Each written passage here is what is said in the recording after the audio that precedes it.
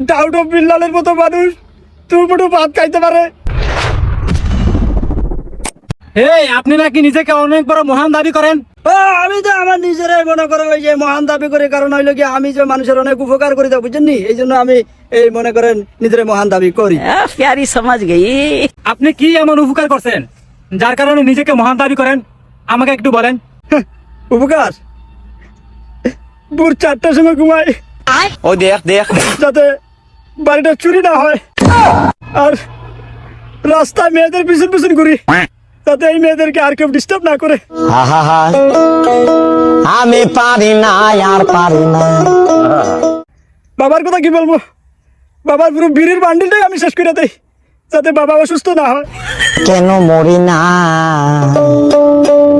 পালিয়ে গিয়ে মেয়েকে বিয়ে করে বাড়িতে নিয়ে আসছি যাতে বাবার খরচা বেঁচে যায়। আজরাইল কি চিনে না?